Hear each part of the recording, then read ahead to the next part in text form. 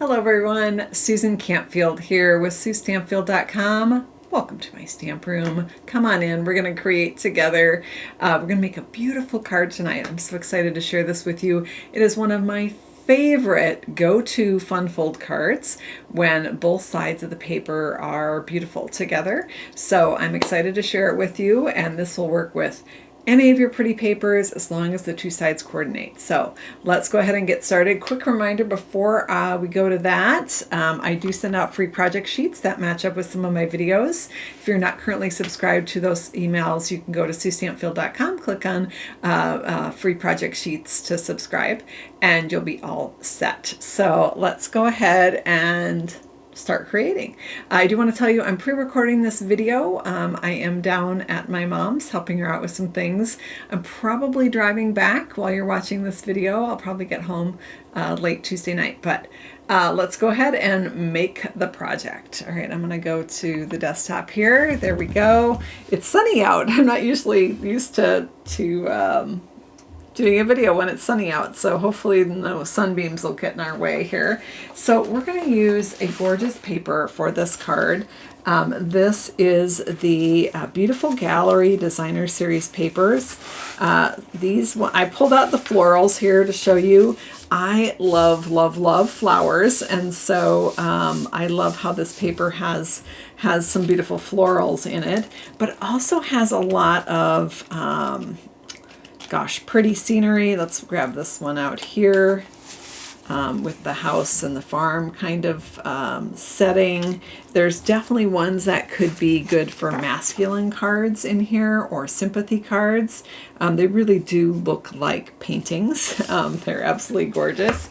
But for this card, I'm going to focus on florals, and I pulled out some of the ones that would work really well with this card. We're actually going to use this paper right here. This one has Cloud Cover and Secret Sea, which are two new colors. And these ones I used recently on Crafternoon. Actually, I used this one on the Crafternoon before last. Let me grab that card. That was the Pretty Pleats.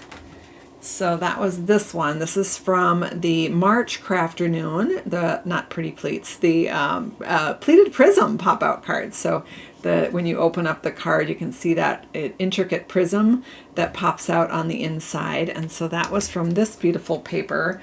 And then the Crafternoon that we just had here in April, I actually used this pattern here to make our pop-up parade card. So this is another pattern from the pack. There's some tapestry designs in the pack as well. And so we had this one. So these fold flat for mailing. You can find all of the details for all of the Crafternoon cards on my blog, SueStampfield.com. And then I also did this paper here. I did this card. My team made this one for our stamp party, so I used this section, that section, and this section for their cards. This one I thought was a little boring, so I didn't use that. And then we used these. So I used this, and this.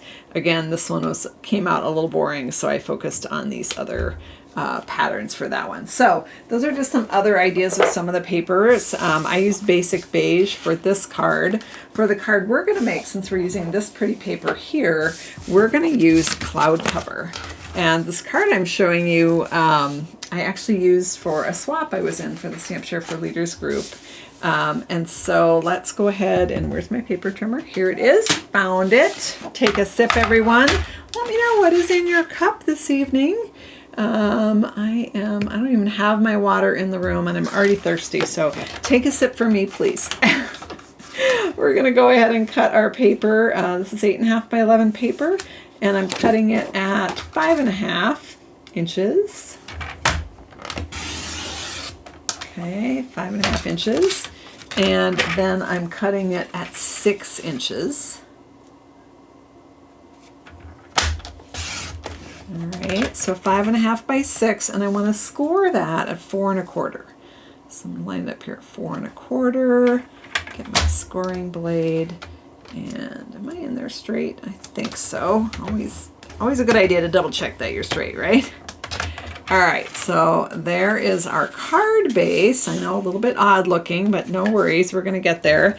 And then I'm gonna cut another piece with this leftover scrap. This one I can save for another card. This piece I'm going to cut into a 1 inch by 5 1/4 inch strip here. So 1 inch by 5 1/4. And this we're gonna emboss. Right. I love doing this card layout. It looks so amazing, and yet it looks different every time you make it when you use different papers and different colors, so super cool. All right, so we've got our embossed piece, we've got our card base. Let's go ahead and cut our Pretty Designer Series paper here. So this card takes a 3 inch by 5 1/4, or excuse me, 3 inch by 5 1/2 inch piece. So I can cut this in half and again make 2 cards. So I've got my 1 sheet of cardstock I can make 2 cards with. Yeah, this design is really great for when you have to make quite a few cards. So I'm going to cut my paper in half. So I've got 2 3 by 6 pieces now, and I'm going to take this one and I'm going to trim off the bottom a half an inch to make it 3 by 5 1/2 inches. That's my finished size here. And I'm actually going to save this little piece. Now let me show you the other side of this particular pattern. I hope you can make that out. It's very pale tapestry design in basic beige on cloud cover. Just very delicate and pretty. Reminds me of like a beautiful vintage wallpaper maybe. And I'm going to hang on to this little piece because we're going to use that inside of our card. Okay, let's go ahead and let's put this somewhere. I'm already out of room, you guys. Oh my gosh, story of my life, right? All right, so I've got my parts and pieces there. These are extras. We'll just chuck them over there. And let's bring in the die cutting machine, and we're gonna do some embossing, and then we're also gonna die cut a label while we're at it here, while we've got the machine out. So I'm gonna do the embossing first. I'm gonna grab platform number 1. I don't need this. This is for die cutting. And then just a number 3 plate. And then we're going to take that, I lost it already. Oh, here it is. Found it. Take a sip. We're going to take that 1 inch by 5 1/4 inch piece that we cut, and we're going to emboss this. And we're going to use the embossing folder that comes as part of this suite of products that is called Beautiful Gallery. This one is called Damask Designs, and again, it's part of the Beautiful Gallery suite, but of course you can purchase it separately as well. So I'm going to open this up and just lay it in there. I kind of like, this one is, what I want to say, I want it straight because this one has a lineal pattern a bit to it. So I'm lining up my piece of paper with the line that's actually on the folder. That's just going to help me out. I just want to make sure it doesn't move on me. And now I'll put the other number 3 plate on top. Make sure you're in there all square and straight, and then go ahead and crank it through.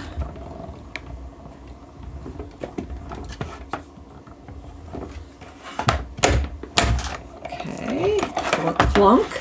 That means it's done when I hear the clunk clunk, right? All right, let's take a look at that embossed piece. Now again, this is cloud cover, and we have our damask design pattern on there. Absolutely gorgeous, right? I love this folder. It's just so elegant. All right, now we want to cut our label. So I'm going to remove this, go back to platform 1, take in number 2 here, and then put this, trying to make sure I get it right. Because Saturday night when we made this card, where's that card from Saturday? Oh my gosh. Somewhere in this mess. Oh yeah, we made this card on Saturday night, and yeah, I tried to emboss something with the die cutting thing in there. Yeah, that doesn't work. Okay, where were we? We were cutting the label for this. So this is another cool new set of dies. Now, all of these products are available on May 6th, which is going to be here before we know it. This is Tuesday, so it'll be in a week. This will be coming out. We're going to use this frame. These are the sentimental framing dies, and you can see it does all sorts of frames and labels and different things, decorative edges, whatnot. I'm going to use this one right here, and that's going to be the greeting on my card. These are really unique dies because they well, you'll see, they put all these little cool little holes in the paper that is just decorative. So we're gonna crank this through. And I think that's the only die cutting we need to do on this card. So we can put our machine away now. Here we go. And let me show you this. All right, some of the holes are still in there. Where's my take your pick tool? Found it. Take a sip, everyone. Poke those out. Because I want to be able to see the behind to make sure everybody... Oh, there's one more hanger on over here. Missed one. Sometimes it's easier to see on the back side what's still hanging in there. All right, so now I can put this back on with the rest of the dies, chuck that out and set this aside. And here is our finished, let's see, let's bring that die back in so you can see what they look like side by side. Super cool. Now I've still got some cardstock in those holes right now, but I'll clean that out later, right? I can see I probably had some in from before because I did a lot of these cards. All right, so we got everything. Again, this was the embossing folder that we used right here, the Damas Designs.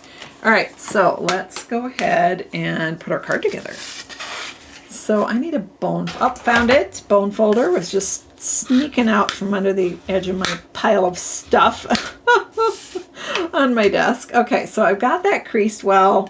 I could even crease it a little bit more. Let's give it one more go. Do it on the other side. Get it nice and flat. There we go. And then we're going to go ahead and attach our designer series paper. Now we're going to attach our paper so that it overlaps. We're going to put it on the front. It's going to overlap this about a ½ an inch. Can you see that if I pull it down? So I have this much room for adhesive. So I'm going to actually open my card flat again. And I'm just going to run some adhesive pretty close to that edge. Again, I've got a whole ½ inch to work with, but let me show you. Can you see if I get it in the light there? Can you see it shining? So we've got our adhesive just on that edge, and we'll close this up and take our designer series paper and we'll line it up at the top and at the bottom and the side and get it all shored up. Okay, and there we have our beautiful card already. I feel like I'm crooked, you guys. Oh my gosh. Seriously, Susan, I think you're a little bit crooked.